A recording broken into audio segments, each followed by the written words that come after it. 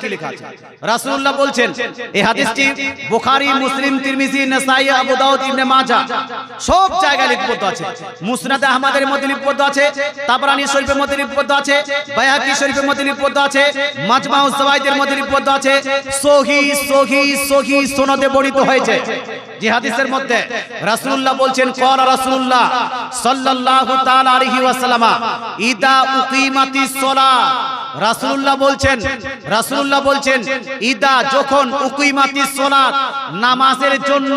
ইকামত দেওয়া হবে এই নামাজের জন্য ইকামত দেওয়া হবে সালাতের জন্য ইকামত দেওয়া হবে ফালা তাকুমু তো তোমরা কেউ দাঁড়াবে না জোরে বলে সুবহানাল্লাহ কি করবে জি যখন ইকামত দেওয়া হবে ইকামত দেওয়ার সময় রাসূলুল্লাহ বলছেন তোমরা দাঁড়াবে না হাত্তা তারাউনি যতক্ষণ পর্যন্ত না আমাকে দাঁড়াতে দেখেছো